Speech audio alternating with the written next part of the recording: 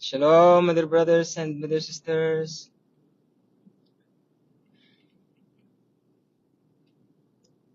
Yung yung tinuturo ko po na kay Erica Marlowe about dun sa 666. Sinasabi na rin po nila sa iba yung kabagin siya.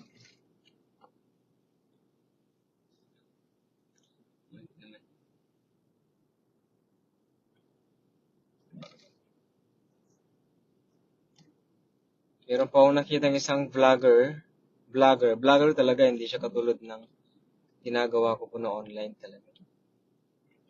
Na sinesave ko nga kaya lang hindi ko siya na-save. Biglang nawala.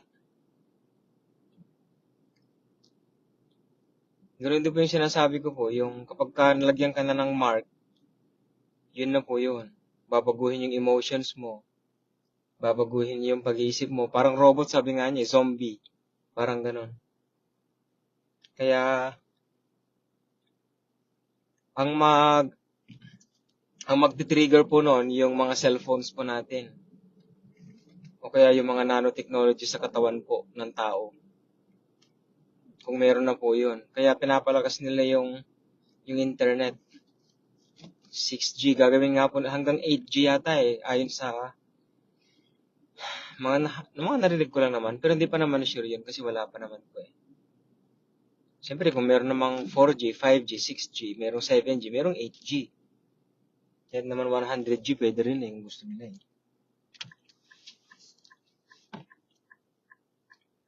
Pero nakakatakot po yun, mahal ko pong mga kapatid. Ito na yung hinihintay po natin na mark of the beast bago dumating ang ating Panginoong Jesucristo. Ito na po yun, mga mahal ko pong mga kapatid. Wala na po tayong ibang hinihintay pa. Tsaka hinihintay man natin o hindi, darating pa rin.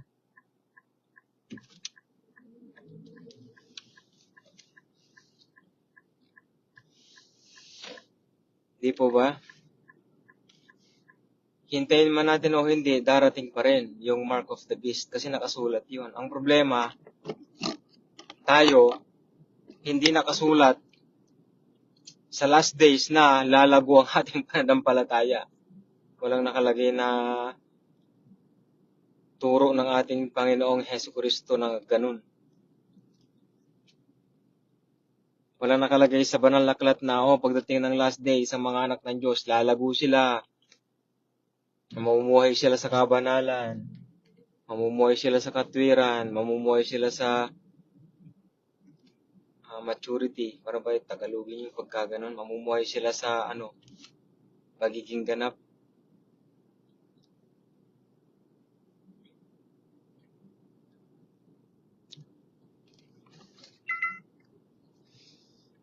Kaya mga mahal ko pong mga kapatid, nasa sa atin po kung paano po tayo mamuhay sa mga huling araw.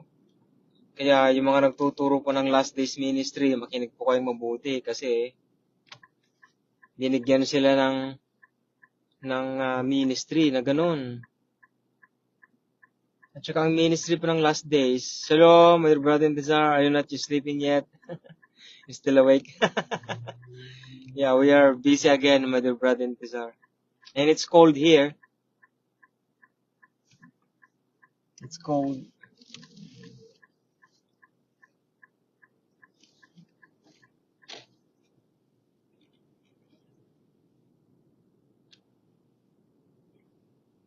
That's why we are wearing winter jacket right now.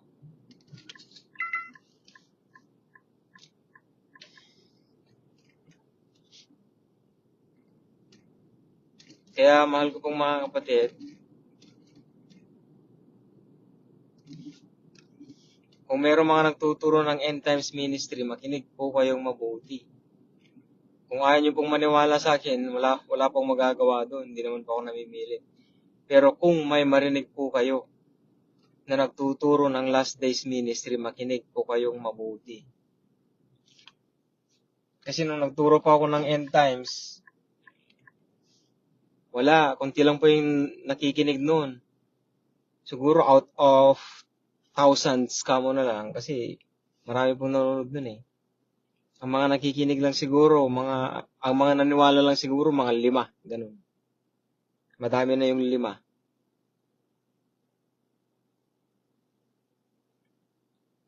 Kasi sinabi ko sa online ministry no, huwag kayong magpabakuna.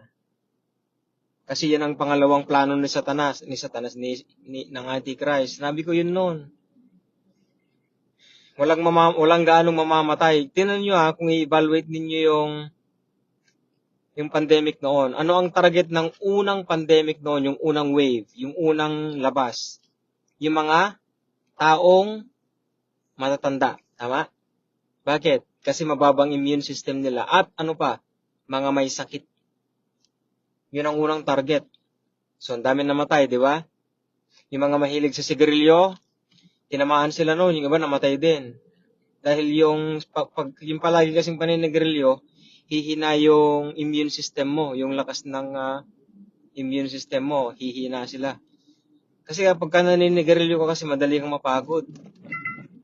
Kaya nung pagdating nung coronavirus, yun, bagsak ang immune system nila, yung iba namatay. Yung may mga bisyo sa sigarilyo. Yung alak, hindi ako sure doon.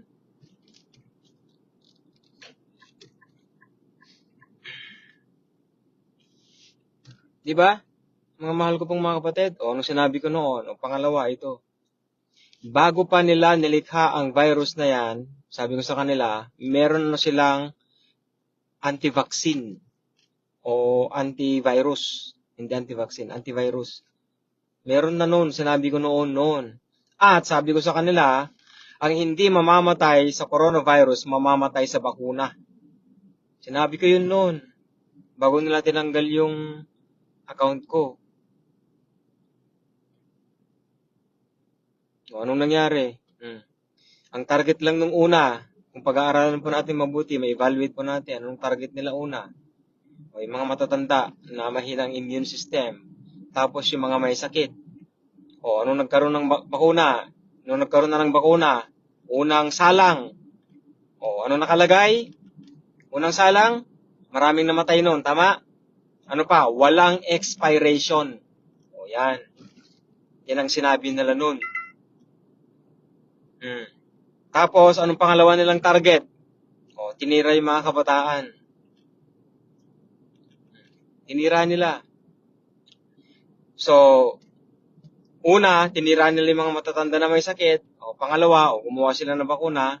Ang unang bakuna naman noon, tinira yung mga kabataan.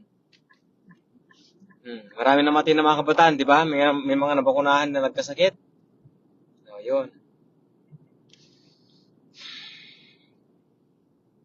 O, pangatlo na, ano na yung bakuna noon? O, siyempre, pati mga bata na. Katulad sa Pilipinas noong 2020 at saka noong 2022. Noong nandun kami ng asawa ko at mga anak ko. Isang pamilya, kwento ng isang kapatid. Isang pamilya, 3 anak na bata. O, pinabakunahan lahat. O, wala pang 1 linggo mga kapatid, patay lahat yun.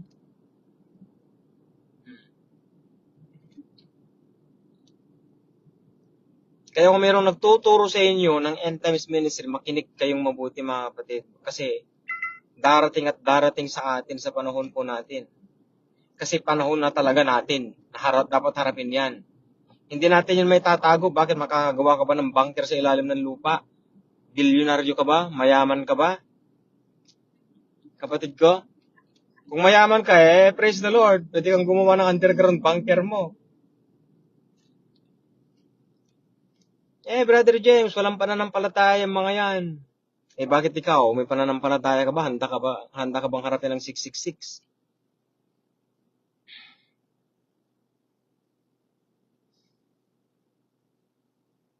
Sinabi nga ng Panginoon si Kristo, kung ikaw ay nasa taas ng bahay mo, sa tuktok ng yero, Tagalogin na natin, kung ikaw ay nasa sa taas ng bahay mo, sa tuktok ng yero, huwag ka nang bumaba at pumasok sa loob ng bahay mo para kumuha ng mga gamit mo sa katawan.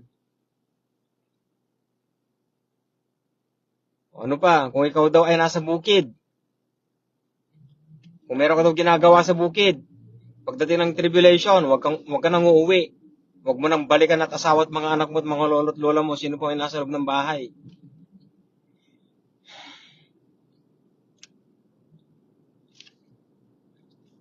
Hmm. Anong ibig sabihin nun, mga mahal ko pong mga kapatid, pagdating ng tribulation, kanya-kanya.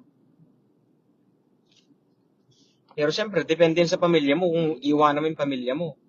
Kung wala kang alam sa tribulation, eh talagang kawawa yung pamilya mo. Kawawa talaga sila.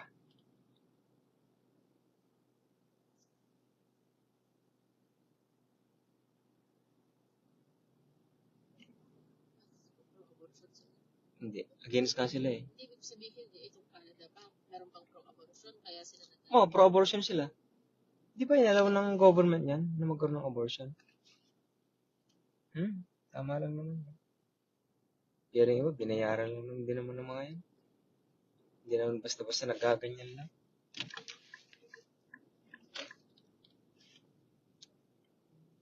Pray and abortion.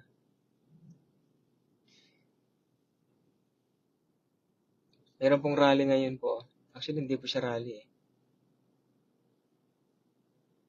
Pero meron silang mga placards na nakalagay, thanks mom for giving me life. Abortion kills children. Meron pong nakalagay. Choose life.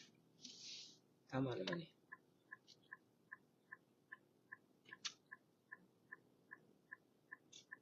Pray to end abortion. Women and babies deserve better than abortion. Pagka nilaliman mo kasi ang Christian Catholic, mapupunta ka sa mga satanic rituals.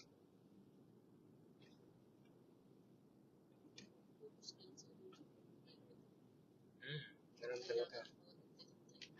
Dito kasi saan ng telos eh. Hindi mo tigal ng telos. Yan, bumalik. Kaya mahal ko pong mga kapatid, ang end times po,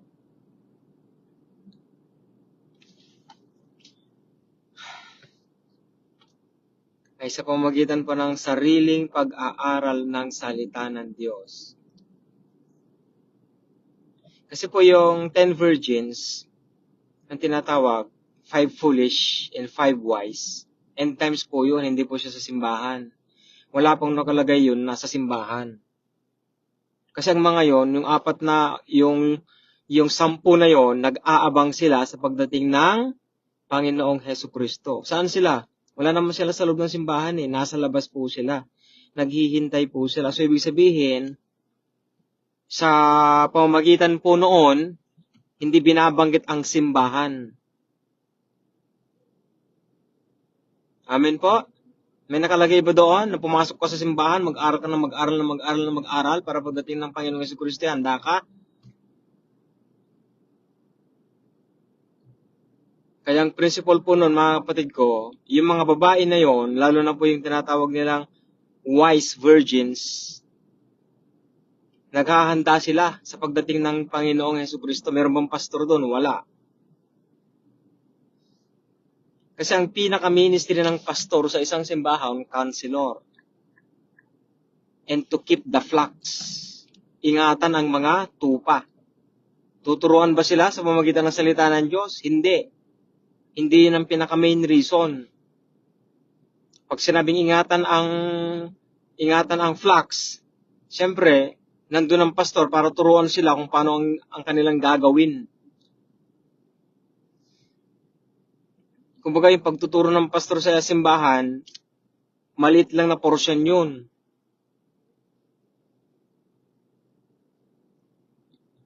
Ang talagang ministry po ng pastor, counseling, yan. Mas mabigat pa nga po ang counseling kasi yung pagtuturo ng salita ng Diyos eh. Pero pagdating pa ng end times, hindi. Ikaw po mismo ang mag-aaral. Ikaw po mismo ang maghahanda. Kaya itong mga 10 na ito, nag-usap-usap sila, meron kayong extra oil, pwede po bang humingi? Pwede bang pahingi ng extra oil? Ano sinabi ng mga 5 matatalino? Bumili kayo, sabi niya. May pambili naman sila eh. Di ba? May pambili naman eh. Umalis naman sila. Kaya lang ang problema, nung pagbilik nila, wala na. Wala na yung hari. Nasa loob na sila kasama yung 10 matatalino. Anong gagawin mo kapatid kung ikaw yon? Ha? Anong gagawin mo kapatid ko? Kumusta ang relasyon mo sa pananampalataya mo sa ating Panginoong Jesucristo?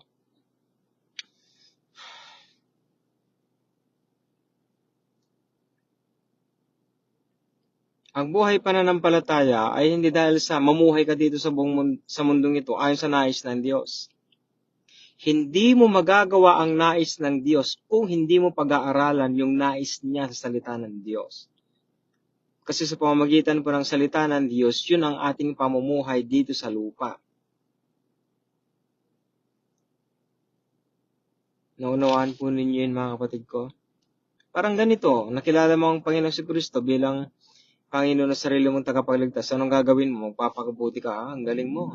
Kaya mo palang magpakabuti kahit hindi ka nag-aaral ng salita ng Diyos yan eh. Diba? Ang hirap ng ganon. Baby ka sa pananampalataya, tapos gagawa ka ng kabutihan. Hindi mo magagawa yun. Yung hindi ka magkakasala, hindi mo magagawa yun. Kasi nalinis ka lang eh. Nilinis lang tayo ng dugo ng ating Panginoong Jesucristo eh. So ngayon, syempre, anong gagawin po natin? Pag-aralan ang salita ng Diyos. Pag-aralan natin ang salita ng Diyos. Ang pag-aaral ng salita ng Diyos, hindi rin basta-basta. Hindi siya, porke nabasa mo na yun na yun. Hindi. Intindihing mabuti. Kasi ang salita ng Diyos, dyan tayo nagkaroon ng buhay na walang hanggan. Kaya kung hindi mo maintindihan ang pag-aaral ng salita ng Diyos, yung buhay na walang hanggan, hindi mo yun makakamtan sa hinaharap. Kung hindi mo isa sa pamuhay, kung hindi mo rin naman naintindihan.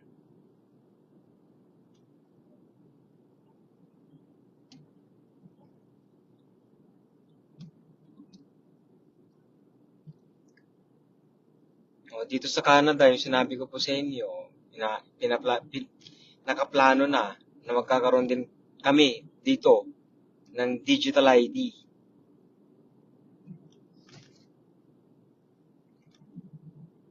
Sa China, yun. Wala silang ganong problema sa China kasi alam naman natin kung anong uri ng pamumuhay meron sila. Hindi naman Kristiyano yung China.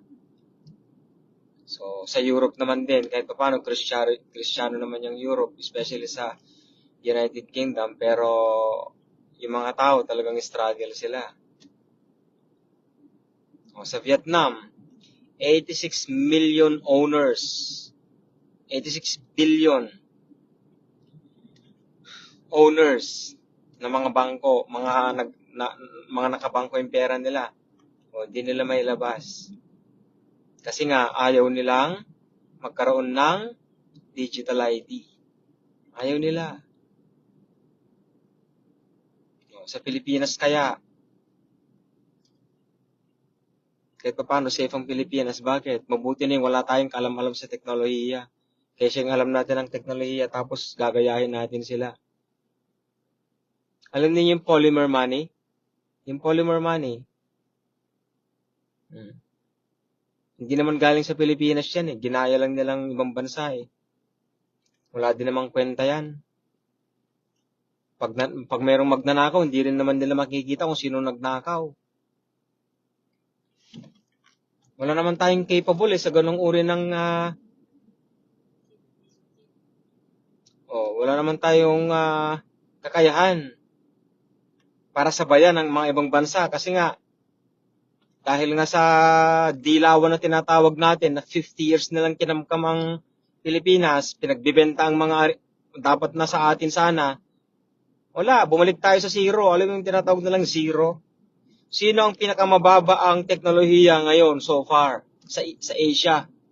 Oh, bago si PBBM, bago ang presidente natin. Sige nga, sino ang pinakamababa ang teknolohiya? Alam na ninyo, isa na tayo sa mga yun. Bakit? Suriin ninyo mga kapatid ko.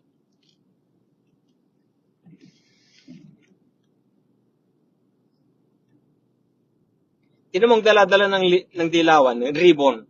Di ba? Ribbon. Peace. Di ba? Ribbon. O ang dala-dala ng ating PBBM. O, Filipino flag. Ibig sabihin, makabansa. Hindi makaribon. O, anong ginawa pa nila sa ribbon na yun? Ginawa pa nilang pink. Di ba? Yung mabablock ka ng Facebook na sa Facebook. Sira na naman yan. Alam mo sila. Dati lang si Ryan. Kaya, tayo pong mga Pilipino, pag-pray pa natin ang presidente po natin. Sabagay, may ginagawa naman po ang Diyos. Kaya, kahit di kayo manalangin kapatid, kumikilos ang Diyos na buhay sa Kanya. Tsaka, konti lang ng mga pastor ang nagpipray naman sa presidente po natin. Konti lang. Nakakalungkot. Nadidiscern ko kasi.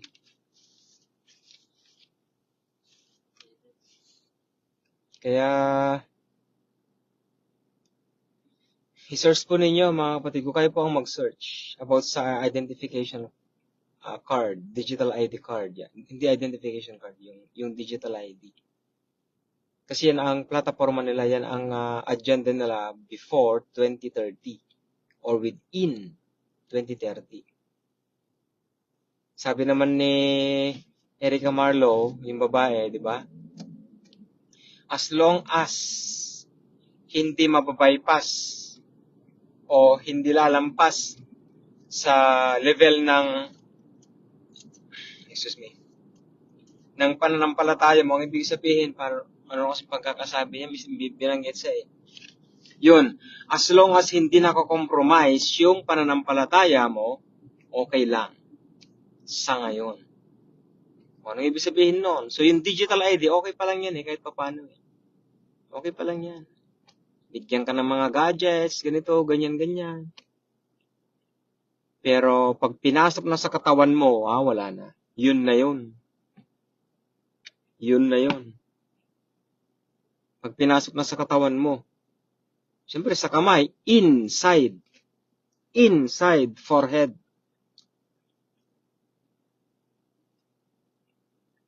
Kaya mag-ingat po tayo, especially po sa Philippines.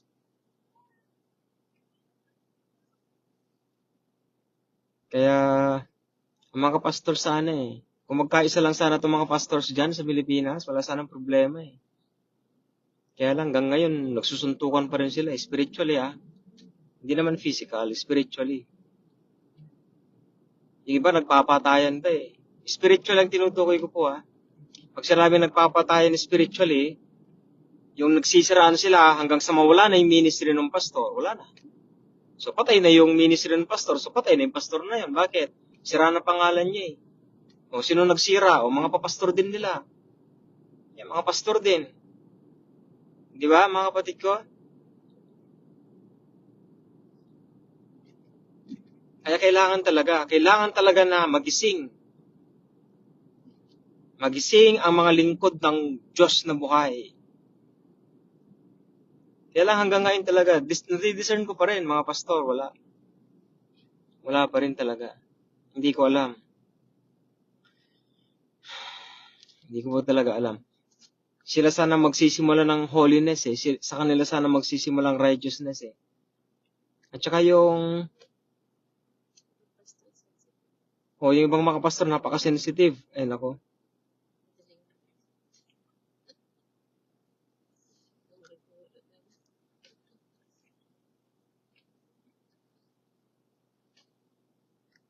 Kaya Wala eh.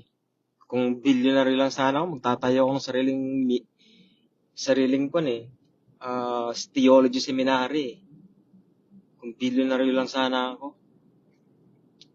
Ituturo doon na bago ka magturo sa simbahan, banal ka muna. Ganun sana eh. Patay muna ang laman mo.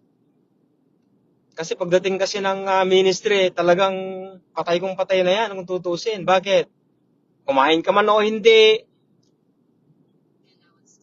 may allowance ka man o wala, kahit anong gawin man nila sa iyo, suntukin ka, bugbugin ka man, nandun ka pa rin.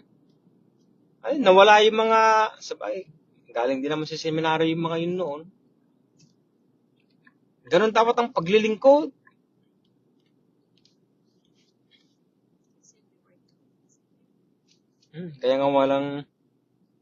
Kaya walang appreciation sa atin, ano yan eh.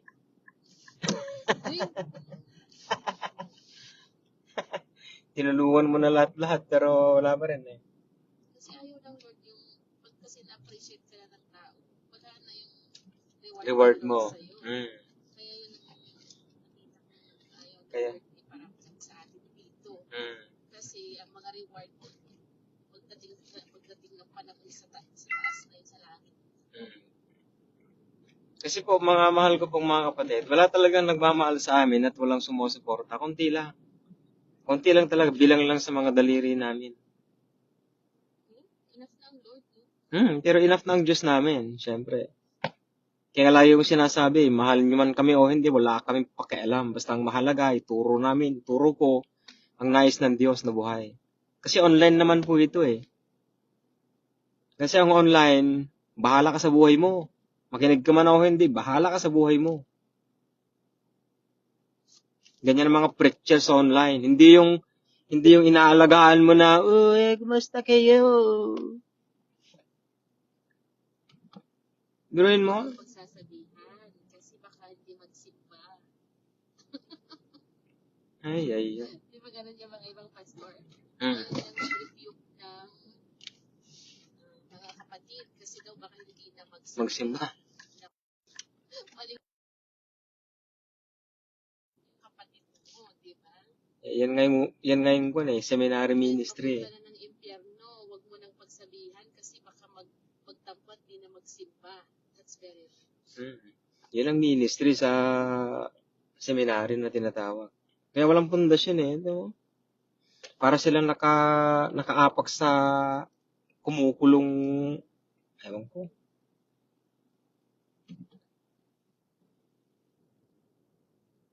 Klaseng pundasyon meron yung seminary na yan. Alam niyo po, mula nung nagsimula pa ang online ministry po, ang talagang target talaga niyan, wasakin ang seminary. Wasakin talaga. Kasi walang naitulong ang seminary sa mga anak ng Diyos, period. wasak. Ikaw, Ang Diyos mismo, ang Panginoon sa Kristo. ikaw. Tingnan mo